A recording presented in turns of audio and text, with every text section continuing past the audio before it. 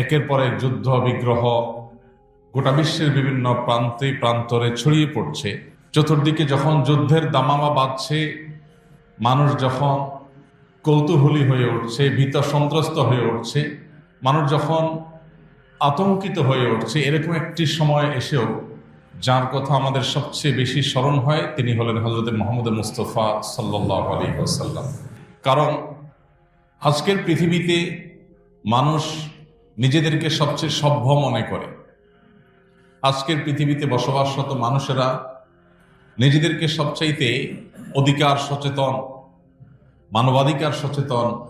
আজকের পৃথিবীতে মানুষ নিজেদেরকে সবচেয়ে বেশি পরিবেশ সচেতন, সবচেয়ে বেশি মানবিক পৃথিবী মনে করে। বাস্তবে কি তাই?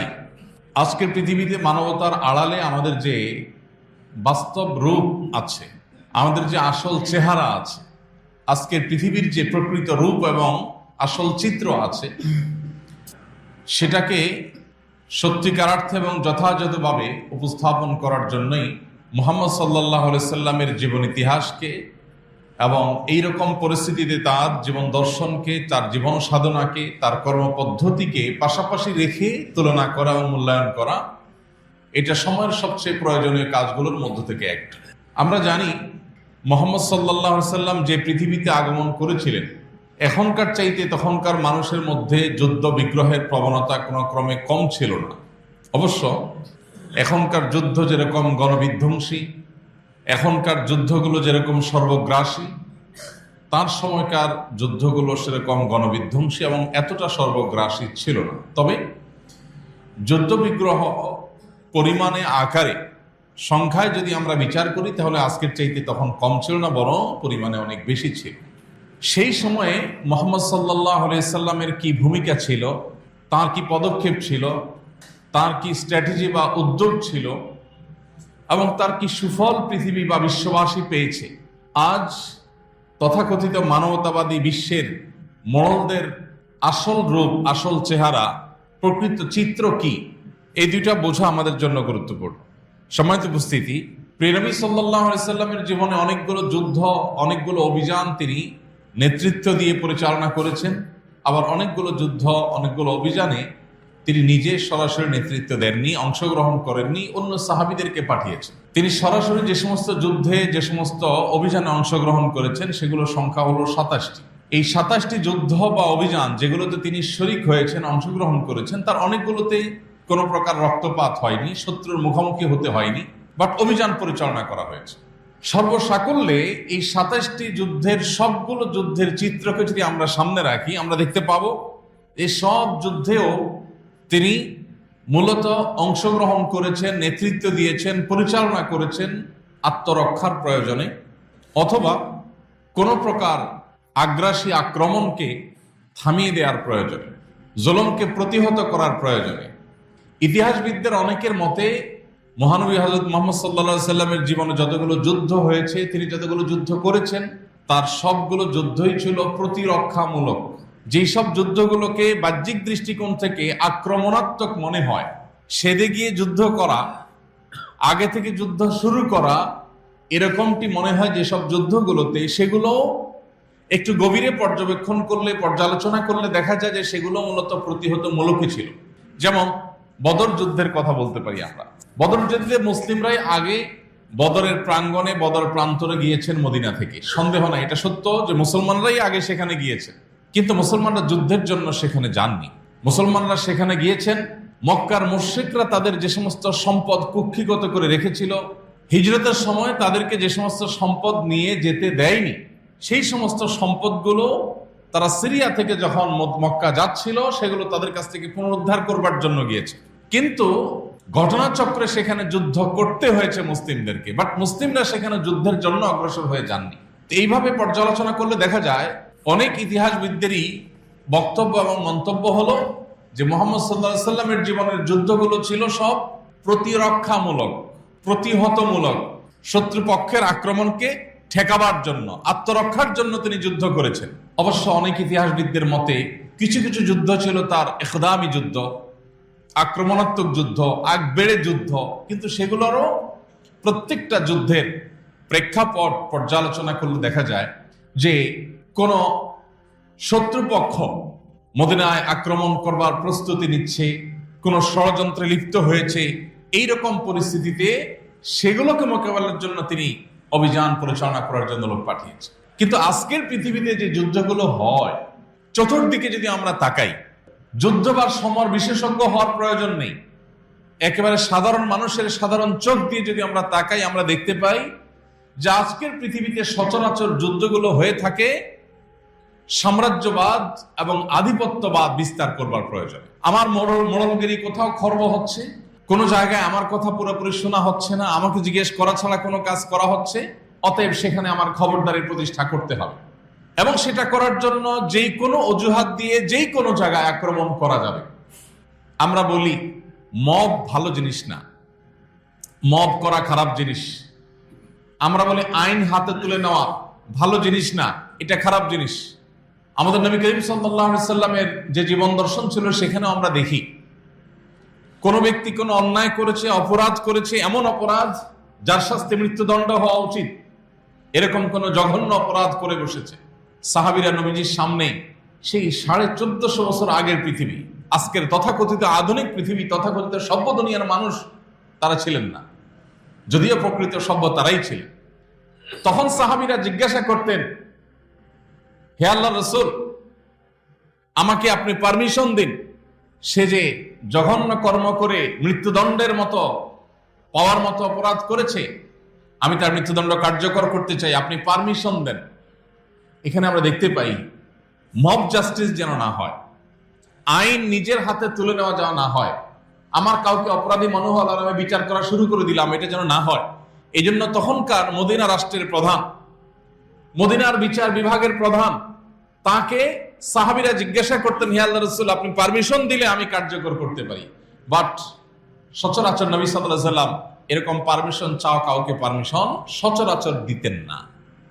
এই ছিল আমরা যেটাকে, বা আমাদের সমাজের এক শ্রেণী মানুষ যেটাকে সেকেলে মনে করে, আদি যুগ মনে করে পিছিয়ে থাকা যুগ সময়, সেই সময়কার মানুষের সভ্যতা, সেই সময়কার মানুষের আইন হাতে না তোলার ব্যাপারে দায়িত্বশীলতার পরিচয়। আজ আমরা ছোট্ট পরিসরে, আমাদের দেশীয় পরিসরে, আঞ্চলিক পরিসরে আমরা বলি মব জাস্টিস করা যাবে না, আইন বা বিচারের ভার নিজের হাতে তুলে নেওয়া যাবে না। কিন্তু আমরা দেখছি কি, যারা আমাদের সকাল বিকাল মানবতার সবক দেয়, সকাল বিকাল আমাদেরকে সভ্যতার কথা শেখায়, যারা সভ্য দুনিয়ার সংজ্ঞা রচনা করে, তাদেরকে দেখি তারা কোনো দেশকে কোন একটা অভিযোগ দিয়ে সেখানে হামলা করেছে, হামলা করে লক্ষ লক্ষ মানুষকে সেখানে শেষ করে দিয়েছে।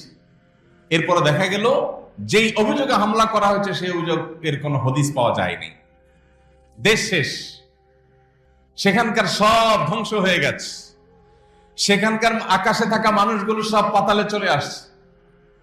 কিন্তু দিন শেষে যেই মরণাস্ত্র, যেই গণবিধ্বংসী অস্ত্রের অজুহাতে সেখানে হামলা করা হলো, সেটার কোনো ছিটা ফোটা নাম গন্ধ যারা হামলা করেছে তারা সেদের দখল করে তন্ন তন্ন করে তালাশ করে কোথাও পায় নাই। তাহলে একটা মিথ্যা অভিযোগ, মিথ্যা অজুহাতের ভিত্তিতে একটা জনপদ, একটি দেশ, একটি ভূখণ্ডকে ধ্বংস করে দেওয়ার পরও আপনি এই তথাকথিত সভ্য দুনিয়ার কাউকে সরি শব্দটি বলতে শুনবেন না, যে আমাদের অভিযানটা ভুল ছিল, আমরা অন্যায় করেছি, আমরা একটা মিথ্যা ধারণা প্রসূত অজুহাতের ভিত্তিতে কোন দোষ প্রমাণ হওয়ার আগে একটা দেশের উপরে আগ্রাসন চালিয়েছি, এই দুঃখ প্রকাশ করার মতো মানুষ পৃথিবীতে একটাও আপনি দেখবেন না। এরপরও আপনাকে বলতে হবে আজকের পৃথিবী, আজকের বিশ্ব নাকি সভ্য পৃথিবী, সভ্য বিশ্ব। নবী সাল্লাল্লাহু আলাইহি সাল্লামের কোন যুদ্ধ সাম্রাজ্যবাদ প্রতিষ্ঠা করবার জন্য ছিল না। এখন যুদ্ধ হয় কিসের জন্য? কর্তৃত্ববাদ, সাম্রাজ্যবাদ, আধিপত্যবাদ, মাস্তানি, এগুলোকে প্রতিষ্ঠা করবার প্রয়োজনে। আমরা যারা আজকের বিশ্বকে মানব ইতিহাসের সবচেয়ে উন্নত, সবচেয়ে সভ্য, সবচেয়ে আধুনিক এবং সবচেয়ে মানবিক পৃথিবী মনে করি, আমরা কি জানি আজকের পৃথিবীতে মানুষ মানুষকে হত্যা করবার জন্য যত অস্ত্র আবিষ্কার করেছে, তৈরি করেছে, সেগুলোকে মুহাম্মদ সাল্লাল্লাহু আলাইহি সাল্লামের সময়কার পৃথিবীতে মানুষ যে সমস্ত অস্ত্র নিয়ে যুদ্ধ করত সেগুলোর সাথে কম্পেয়ার করলে খোলা চোখে মনে হয় তারা পিছিয়ে ছিলেন তরবারি নিয়ে যুদ্ধ করতে। আবার অনেকের কাছে তখনকার যে সম্মুখ সমর হতো, সম্মুখ যুদ্ধ হতো, তরবারি দিয়ে উভয় পক্ষ মুখোমুখি লড়াইয়ে নেমে পড়ত, আমাদের কাছে দেখতে সেটা অমানবিক অনেকের কাছে মনে হয়। অনেকের কাছে মনে হয় জিনিসটা দেখতে ভয়ঙ্কর এবং ভীতিকর। অথচ আজকের পৃথিবীতে যে সমস্ত বোমা হামলা হয়ে থাকে, মিসাইল হামলা হয়ে থাকে, যে সমস্ত অস্ত্রের ব্যবহার হয়ে থাকে, সেগুলো শুধুমাত্র নির্দিষ্ট শত্রুকেই টার্গেট করা হয় না, একটা জনপদকে তছনছ করে ধ্বংস করে শেষ করে দেওয়া হয়। আল্লাহর হাবিব মুহাম্মদ সাল্লাল্লাহু আলাইহি সাল্লাম, যাকে এক শ্রেণীর নাস্তিক এবং ইসলাম বিদ্বেষীরা নাউজুবিল্লাহ যুদ্ধবাজ নেতা হিসেবে দেখাতে চায়, তারা কি জানে যে মুহাম্মদ সাল্লাল্লাহু আলাইহি সাল্লামের জীবনে অংশগ্রহণ করা ২৭টি যুদ্ধে সর্বসাকুল্যে মুসলিম এবং মুসলিমদের শত্রুপক্ষ উভয় পক্ষের নিহত মানুষের সংখ্যা ছিল মাত্র ৪০০। মাত্র ৪০০ মানুষ ২৭টি যুদ্ধে মারা গিয়েছে। আর যারা সমালোচনা করে, তারা যাদের উত্তরসূরি, সেই উত্তরসূরিরা শুধু প্রথম বিশ্বযুদ্ধে প্রায় ১০ মিলিয়ন মানুষকে হত্যা করেছে। দ্বিতীয় বিশ্বযুদ্ধে তারা হত্যা করেছে প্রায় ৭০ থেকে ৮০ মিলিয়ন মানুষকে। ভিয়েতনাম যুদ্ধে হত্যা করেছে তারা ১ মিলিয়ন মানুষকে। সোভিয়েত ইউনিয়ন বনাম আফগান যুদ্ধে হত্যা করা হয়েছে প্রায় ১ মিলিয়ন মানুষকে। ইরাক ইরান যুদ্ধে মানুষ মারা গেছে প্রায় ১ মিলিয়ন। এভাবে আধুনিক যুগে যত যুদ্ধ চলছে অথবা নিকট অতীতে যে সমস্ত যুদ্ধগুলো হয়েছে, সেই ফরাসি বিপ্লব থেকে নিয়ে অন্যান্য যত বিপ্লব হয়েছে, যত যুদ্ধ হয়েছে, এই সবগুলোর সামানিকে যদি আমরা একসাথে করি, আমরা দেখব যে এগুলোর কোটা লাখের নিচে কোথাও নাই।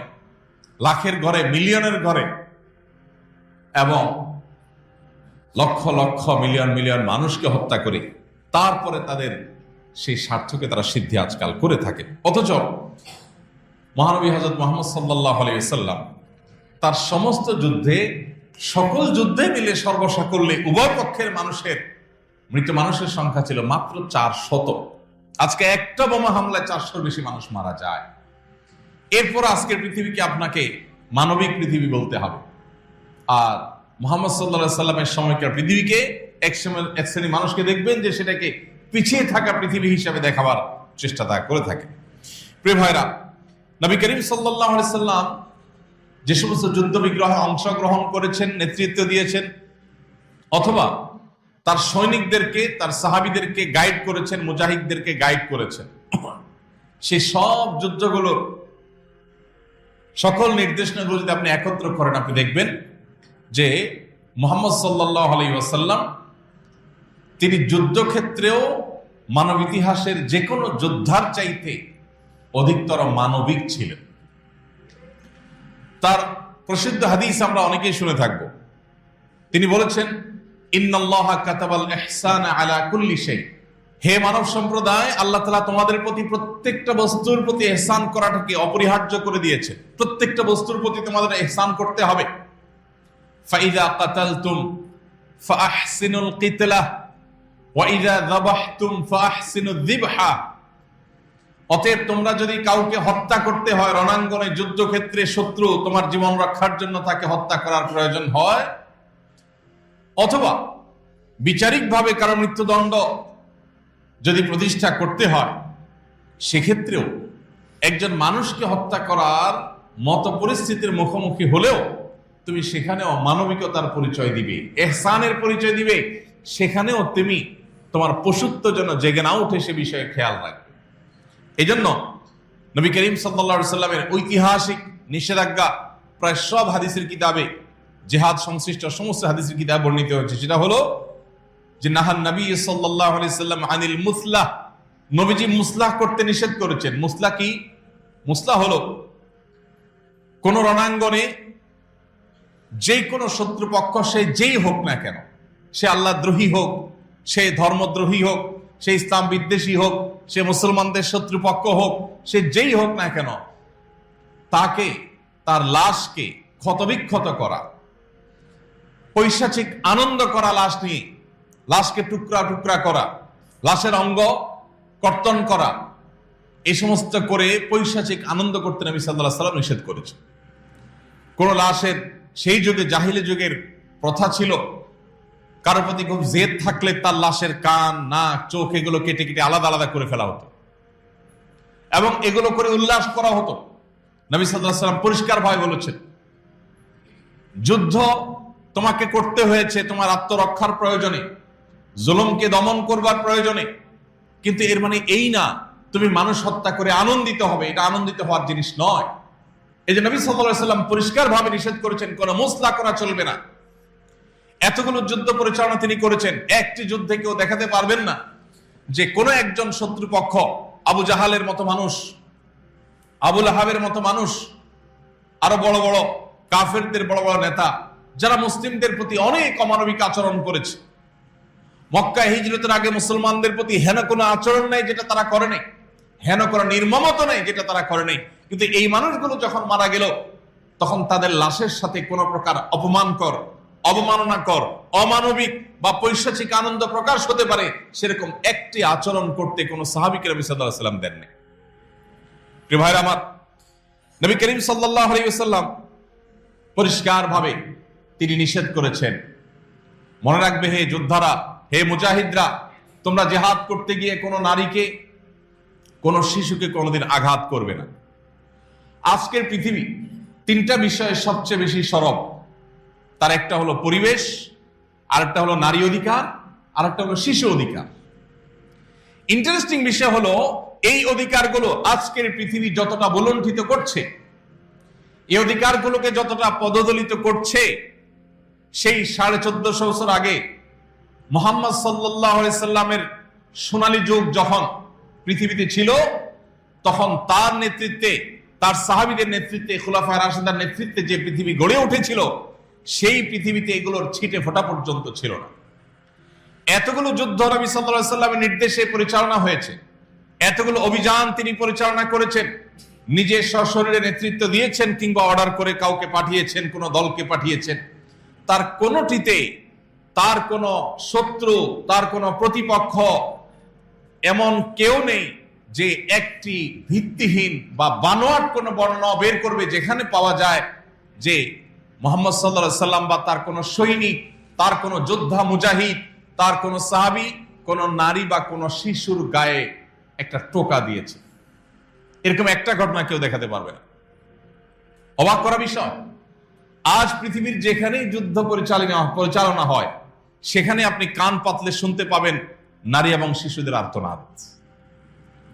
এরপরে নাকি আজকের পৃথিবী নারী বান্ধব পৃথিবী, এরপর আজকের পৃথিবী নাকি নারী অধিকারের পৃথিবী, এরপর নাকি আজকের পৃথিবী শিশু অধিকারের পৃথিবী।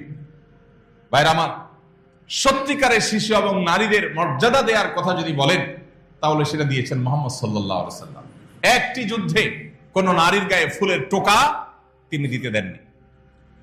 যেই নারী স্বয়ং নবী করিম সাল্লাল্লাহু আলাইহি ওয়াসাল্লামের চাচা হামজা রাদিয়াল্লাহু তাআলা আনহুর কলিজা ছিঁড়ে, লাশের কলিজা ছিঁড়ে, কলিজা বের করে কাঁচা কলিজা চাবিয়ে খেয়েছে, সেই নারীকে পর্যন্ত নবী সাল্লাল্লাহু আলাইহি ওয়াসাল্লাম হত্যা করেননি। পরবর্তী তিনি মুসলমান হয়েছেন যদিও। উহুদ যুদ্ধের একটি ঘটনা, উহুদ যুদ্ধে নবী করিম সাল্লাল্লাহু আলাইহি ওয়াসাল্লামের তরবারি একজন সাহাবীকে দিয়েছে। এটা ছিল তার জন্য আশীর্বাদ, তার জন্য প্রেরণা। তিনি অনুপ্রাণিত হবেন যে আমার হাতে নবীজির তরবারি, যাতে তিনি অতিরিক্ত প্রেরণা পান। নবীজি তাকে তার তরবারিটা দিলেন, যাও তুমি আমার তরবারি নিয়ে লড়াই করো। তিনি সেই তরবারি নিয়ে লড়াই করছিলেন রণাঙ্গনে, মানুষের ভিড়ে ঢুকে যাচ্ছিলেন, শত্রুপক্ষকে দমন করছিলেন। এর মধ্যে হঠাৎ করে তার চোখে পড়ল যে দূরে কোনো একজন নারী, তিনি কোন একটা লাশের সঙ্গে কোনো বিকৃত আচরণ করছে, অমানবিক কোনো কিছু করছে। এরকম কোনো কিছু নারী দূর থেকে দ্বারা পড়েনি, কোন একজন মানুষ করছে, আবসা আবসা বোঝা যাচ্ছে। তিনি ছুটে গেলেন সেই তরবারি নিয়ে, সেখানে কাছাকাছি গিয়ে দেখলেন লোকটি একজন নারী, তিনি কোনো পুরুষ নন। তরবারি হাঁকিয়ে গেলেন তাকে আঘাত করবার জন্য, কিন্তু তার কাছে গিয়ে তিনি ফিরে এলেন এবং ফিরে আসার সময় তিনি বললেন যে এই তরবারি মুহাম্মদ সাল্লাল্লাহু আলাইহি সাল্লামের তরবারি, যে মুহাম্মদ সাল্লাল্লাহু আলাইহি সাল্লাম জীবনে কোনো নারীর গায়ে হাত তোলেননি, সে মুহাম্মদ সাল্লাল্লাহু আলাইহি সাল্লামের তরবারি দিয়ে আমি আর যা হোক কোনো নারীকে আঘাত করতে পারি না। ওই অবস্থায় তিনি ফেরত এলেন। উহুদ যুদ্ধের ঘটনা যত ইতিহাসবিদরা লিখেছেন, এই ঘটনাকে কেউই কিন্তু এড়িয়ে যেতে পারেননি।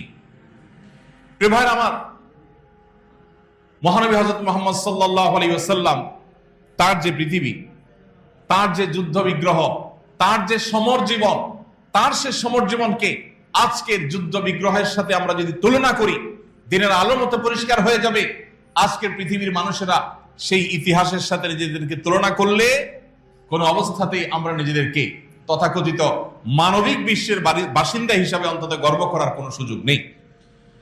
নবী করিম সাল্লাল্লাহু আলাইহি সাল্লাম পরিষ্কারভাবে নির্দেশনা দিয়েছেন, কোন দালান কোঠা বাড়িতে, কোন ফসলি জমিনে, কোন ফল ফসলে আঘাত হানা যাবে না। কারণ এগুলোর কোনো দোষ নেই, এগুলো মানুষের রিজিক। অতএব শত্রু পক্ষেরও ক্ষেত খামারে হামলা করা, তাদের ফসল ধ্বংস করা এবং এই জাতীয় বিষয়গুলো ধ্বংস করা নবী সাল্লাল্লাহু আলাইহি ওয়াসাল্লাম পরিষ্কারভাবে নিষেধ করেছে। আর আজকে কি হচ্ছে? কার্পেট বোমা দিয়ে টার্গেটেড এলাকাকে মাটির সাথে মিশিয়ে দেওয়া হচ্ছে। তার নিচে কি ফসল পড়লো, না বিল্ডিং পড়লো, না হাসপাতাল পড়লো, না মানুষ পড়লো, না সামরিক বেসামরিক মানুষ পড়লো, এসব দেখা দেখি নেই। একেবারে কার্পেটের মতো বিছাই দেওয়া হচ্ছে বোমা। এরপর আপনাকে বলতে হবে আজকের বিশ্ব মানবিক বিশ্ব। মিলিয়ন মিলিয়ন মানুষ চোখের পলকে যে বিশ্বে হত্যা করা হয়, সেই বিশ্বকেই বলতে হবে আপনাকে মানবাধিকারের ব্যাপারে সচেতনতার বিশ্ব। প্রিয় ভাইরা আমার, মহানবী হযরত মুহাম্মদ সাল্লাল্লাহু আলাইহি সাল্লাম তার সময়কার যে সমস্ত যুদ্ধ তিনি পরিচালনা করেছেন, তার সমর জীবনের দিকে তাকালে আমরা দেখতে পাই তিনি পরিষ্কারভাবে সাহাবীদেরকে নিষেধ করেছেন।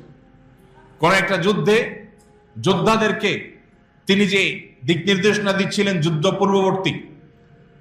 পূর্ববর্তী দিক নির্দেশনার মধ্যে তিনি বলেছিলেন, মনে রাখবে কোন ধর্মযাজক, কোন উপাসক উপাসনালয়ে উপাসনারত আছে, তাদের উপরে আঘাত করা যাবে না। কারণ তারা তো যুদ্ধে লিপ্ত নয়, তারা ভিন্ন ধর্মের বিশ্বাসী হতে পারে, তার সাথে আমার ধর্মে হাজারটা অমত থাকতে পারে, আমার দৃষ্টিতে সে ভুল পথে আছে সেটি আমি বিশ্বাস করতে পারি, তাই বলে সে তো আমার সঙ্গে যুদ্ধেরত নয়। বিদায় উপাসনালয়ে উপাসনারত ধর্ম যাজককে আঘাত করতে নবী সাল্লাল্লাহু আলাইহি ওয়াসাল্লাম পরিষ্কারভাবে নিষেধ করেছেন। কিন্তু আজকে আপনি দেখবেন গোটা বিশ্বে যত যুদ্ধ সাম্প্রতিক সময়ে পরিচালনা করা হচ্ছে, সেগুলোতে প্রধান টার্গেটই হলো ধর্মীয় প্রতিষ্ঠান এবং ধর্মীয় ব্যক্তিত্ব। আজকে যারা সংখ্যালঘু বলে চিৎকার চেঁচামেচি করছে, তারাই দেখবেন সবচেয়ে বেশি সংখ্যালঘু মানুষদের উপরে আক্রমণ চালাচ্ছে এবং তাদেরকে ধ্বংস করার জন্য হাজারটা ছুতো তারা খুঁজে বের করছে। মুহাম্মদ সাল্লাল্লাহু আলাইহি সাল্লামের যুদ্ধের নীতি ছিল, তিনি আকস্মিক হঠাৎ ঘুমন্ত কোন জনপদের মানুষের উপরে হামলা করাকে অনুমতি দিতেন না। তিনি বলতেন কোন শত্রুপক্ষ তাদের উপরে হামলা করবার আগে প্রত্যেকটা জিহাদের ক্ষেত্রে তার কমন নীতিমালা ছিল এবং নির্দেশনা ছিল, ইরশাদ ছিল। এমনকি সম্মুখ সমরে মুখোমুখি যুদ্ধে যখন উপস্থিত, তরবারি নিয়ে দুই পক্ষ একই মাঠে ময়দানে রণাঙ্গনে উপস্থিত, মাত্র কয়েক হাত বা কয়েক গজের ডিফারেন্সে যখন মুখোমুখি লড়াই করবার জন্য, তখন নবী সাল্লাল্লাহু আলাইহি ওয়াসাল্লাম বলতেন যে যুদ্ধ শুরু করবার আগে তাদেরকে দাওয়াত দাও, শেষবারের মতো আহ্বান করো। তারা যদি আহ্বানে সাড়া দেয়, তারা যদি ভুল পথ পরিহার করে, তারা যদি জুলুম এবং আগ্রাসনের পথ ছেড়ে আসে, তাহলে যুদ্ধ করবে না। যদি তারা সর্বশেষবারের মতো তোমাদের আহ্বানকে প্রত্যাখ্যান করে, তারপর যুদ্ধে লিপ্ত হবে। সেক্ষেত্রে নবী সাল্লাল্লাহু আলাইহি ওয়াসাল্লামের কৌশল ছিল, প্রত্যেকটা যুদ্ধ অ্যানালাইসিস করলে দেখা যায় যে তার কৌশল ছিল তিনি প্রথমে আক্রমণ করাকে পছন্দ করতেন না। তিনি চাইতেন শত্রুপক্ষ আক্রমণ করলে তারপরে তার লোকজন আক্রমণ করবে, তার অনুসারে আক্রমণ করবে। একজন মানুষ কতটা মানবিক হলে, একজন মানুষ কতটা দায়িত্বশীল হলে, একজন মানুষ কতটা যথাযথ এবং প্রকৃত অর্থেই মানবতাবাদী হলে তার যুদ্ধের ক্ষেত্রে, রণাঙ্গনের ক্ষেত্রেও এভাবে অক্ষরে অক্ষরে মানবিক দিকগুলোকে বিবেচনা করে মাথায় রেখে তারপরে সামনে পা ফেলা সম্ভব হয়। প্রিয় ভাইয়ের আমার, মুহাম্মদ সাল্লাল্লাহু আলাইহি সাল্লামের যে সমস্ত যুদ্ধগুলো ছিল সেসব যুদ্ধগুলোতেই আমরা দেখি যে মানবিকতার সর্বোচ্চ পরাকাষ্ঠা তিনি প্রদর্শন করার চেষ্টা করেছেন। তিনি আগ্রাসন, সাম্রাজ্যবাদ বিস্তার এই সমস্ত উদ্দেশ্যে কখনো কোনো যুদ্ধ পরিচালনা করেননি। আমাদের আজ সবচেয়ে বড় দুর্ভাগ্য হলো আমরা মুসলমানরা এত কিছুর পরও আমাদের মুখটা অনেকখানি ছোট, আমরা নিজেদের ইতিহাস জানি না। আমাদেরকে ইসলাম বিদ্বেষীরা, মুহাম্মদ সাল্লাল্লাহু আলাইহি সাল্লামের বিদ্বেষীরা, তারা মুহাম্মদ সাল্লাল্লাহু আলাইহি সাল্লামকে যুদ্ধবাজ নেতা হিসাবে নাউজুবিল্লাহ আমাদের সামনে উপস্থাপন করে। আমরাও জবাব দিতে দিতে কাহিল হয়ে যাই যে তিনি অনেকগুলো যুদ্ধ করেছেন এই কারণে সেই কারণে, কিন্তু তার যুদ্ধের মধ্যে যেই সমস্ত মানবিক দিকগুলোকে বিবেচনায় তিনি রাখতেন সেগুলো আজকের পৃথিবীর মানুষের কাছে জাস্ট গল্পের মতো। আজকের পৃথিবীর মানুষের কাছে সেগুলো রূপকথার গল্পের মতো। ভাইরা আমার, আজ গোটা পৃথিবীর যেখানে তাকাবেন চতুর্পাশে দেখবেন যেখানেই মার খাচ্ছে তার নিচে দেখবেন মুসলমান। অমুসলিম মার খাচ্ছে এরকম রণাঙ্গন, এরকম যুদ্ধক্ষেত্র পৃথিবীর পূর্ব থেকে পশ্চিম, উত্তর থেকে দক্ষিণ কোন প্রান্তে আপনি খুব একটা দেখতে পাবেন না। বর্তমানে প্রচলিত হোক বা ইতিপূর্বে হোক, খুবই অল্প সংখ্যক ক্ষেত্রে, বিচ্ছিন্ন কিছু ক্ষেত্রে আপনি দেখতে পাবেন হয়তো, যেমন রাশিয়া ইউক্রেন যুদ্ধ হচ্ছে এখন। এরবারে বেশিরভাগ যুদ্ধক্ষেত্রে আপনি দেখবেন মূলত ভিকটিম, আক্রান্ত মানুষগুলো হলেন মুসলমানরা। এরপর বলা হবে মুসলমানরা নাকি সন্ত্রাসী, এরপরে বলা হবে মুসলমানরা নাকি অশান্তিকামী। প্রিয় ভাইরা আমার, পৃথিবীর ইতিহাসের সকল গণহত্যা, সকল বর্বরচিত হামলা, এই সবগুলোর সাথে অমুসলিমরা জড়িত। একটা বড় গণহত্যা পৃথিবীর ইতিহাসের দেখানো যাবে না যেটা মুসলিমদের নেতৃত্বে হয়েছে, যেটা মুসলিমরা পরিচালনা করেছে। মুসলিম শাসকদের মধ্যে নিশ্চয়ই অনেক লোক ছিলেন যারা অনেক অত্যাচার করেছেন, নিশ্চয়ই অনেক খারাপ মানুষ ছিলেন কম বেশি, কিন্তু গণহত্যা যেগুলো আছে, প্রত্যেকটা বড় বড় যুদ্ধে পৃথিবীতে হয়েছে, মিলিয়ন মিলিয়ন লক্ষ লক্ষ মানুষ যেখানে মারা গেছে, সেগুলো মুসলিমরা পরিচালনা করেছেন এবং অমুসলিমদের বিরুদ্ধে পরিচালনা করে প্রথম দ্বিতীয় বিশ্বযুদ্ধের মতো এরকম মিলিয়ন মিলিয়ন মানুষ হত্যা করেছে। এরকম ঘটনা সচরাচর দেখা যাবে না। এরপরও আমাদের মুসলমানদের মধ্যেই এক শ্রেণী মানুষ, তাদের মধ্যে হেজিটেশন কাজ করে, আমাদের মধ্যে জড়তা কাজ করে। আজকের পৃথিবীতে সবচেয়ে বড় মিথ্যা, সবচেয়ে বড় প্রপাগান্ডা যেটা মুসলমানদের উপরে চাপিয়ে দেওয়া হয়েছে সেটা হলো জিহাদের এই মহান বিধানকে সন্ত্রাসবাদ হিসাবে দেখানো হয়েছে। এবং জিহাদ, মুজাহিদ এগুলো শুনলে আমাদের অনেক মুসলমানরা পর্যন্ত একটু অস্বস্তি বোধ করেন এবং এসব আলোচনা নিতে পারেন না। মনে করেন না জিহাদের আবার আলোচনা হবে কেন? আজকের তথাকথিত আধুনিক এই পৃথিবীর সভ্যতার ভেগধারী, প্রকৃত অসভ্যরা সবচেয়ে বড় সফলভাবে জিহাদ এবং মুজাহিদকে তারা সন্ত্রাস এবং সন্ত্রাসী হিসাবে চিত্রায়িত করেছে। এটা হলো তাদের সবচেয়ে বড় সফলতা। হ্যাঁ, জিহাদের নাম দিয়ে কেউ যদি সন্ত্রাস করে সেটা অবশ্যই সন্ত্রাস, কিন্তু সন্ত্রাস এবং জিহাদকে গুলিয়ে ফেলা, এটা বর্তমান পৃথিবীতে প্রত্যেকটা দেশেই কম বেশি হয়েছে। আমাদের দেশে, আমাদের সমাজেও হয়েছে। কারো মুখ থেকে জিহাদের আলোচনা শুনলেই তাকে জঙ্গি, সন্ত্রাসী মনে হয় আমাদের অনেকের কাছে। ভাইরা আমার, ব্রিটেনের টনি ব্লেয়ারের কথা আমাদের মনে আছে। তিনি পরিষ্কার করে বলেছিলেন, আমরা ধর্মযুদ্ধে লিপ্ত হয়েছে, এটি আমাদের ধর্মযুদ্ধ। ইরাকে কিংবা আফগানে তাদের যে অভিযান ছিল, সে অভিযানকে তারা পরিষ্কারভাবে তাদের ধর্মযুদ্ধ হিসেবে, ক্রুসেড হিসেবে তারা ঘোষণা করেছে।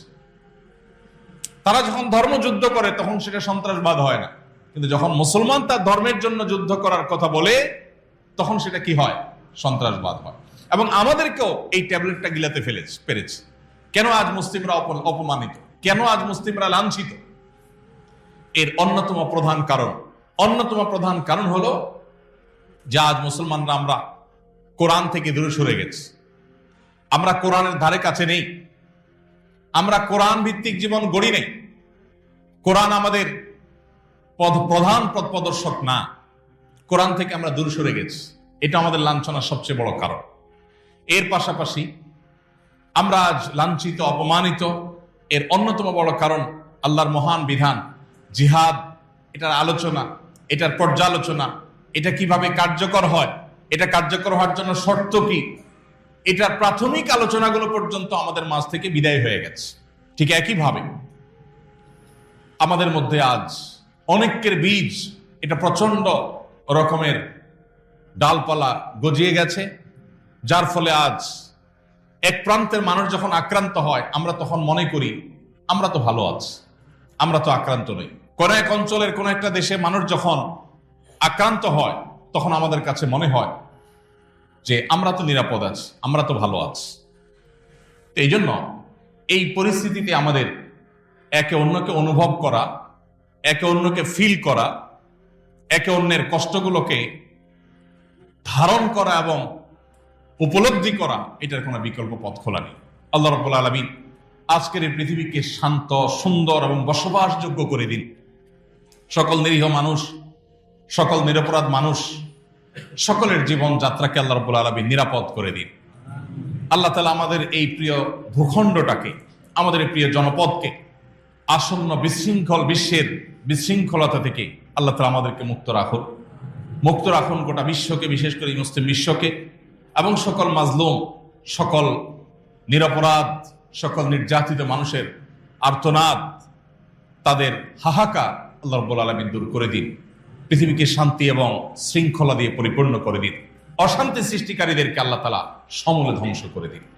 তাদের পরিণতি আল্লাহ তাআলা আমাদেরকে দেখে যাওয়ার তৌফিক দান করুন। ভাইরা আমার, কাবিল থেকে শুরু হয়েছে আজ পর্যন্ত পৃথিবীর ইতিহাসে একজন জালিমও পাওয়া যাবে না যেই জালিম জুলুম করেছে আর তার পরিণতি ভোগ করা ছাড়া সে দুনিয়া থেকে গেছে, একজনে দেখা যাবে না। আল্লাহ রাব্বুল আলামিন কোরআনে কারিমে বলেছেন, ইন্নামা নুমলি লাহুম ইন্না কাইদি মাতিন। আমি ছাড় দিয়ে রাখি তাদেরকে, আমার পাকড়াও বড় শক্ত। আল্লাহ তাআলা ছাড় দেন, উঠতে থাকে, তারা উঠতে থাকে, ধরাকে সরা মনে করে। তাদের দম্ভ, তাদের অহংকার ভাবখানা এমন থাকে তাদেরকে কেউ দমাতে পারবে না। আল্লাহ তাআলা একসময় দমায় দেন। পৃথিবীর ইতিহাসে এরকম বহু জালিম, বহু দাম্ভিক, বহু অহংকারীকে আল্লাহ তাআলা মাটির সাথে, ধুলোর সাথে মিশিয়ে দিয়েছে। শুধু সময়ের অপেক্ষা, কখন আল্লাহর ফয়সালা আছে সেদিনের। আল্লাহ রাব্বুল আলামিন এই ফিতনা সংকুল পৃথিবীতে আমাদের ঈমান আমলকে হেফাজত করার তৌফিক দান করুন। আমাদের জান, মাল, ইজ্জত, আবরু, আমাদের প্রিয় মাতৃভূমিকে আল্লাহ তাআলা হেফাজত করুন। গোটা বিশ্ব মুসলিমকে আল্লাহ তাআলা হেফাজত করুন। বিশ্ব মানবতাকে আল্লাহ তাআলা হেফাজত করুন।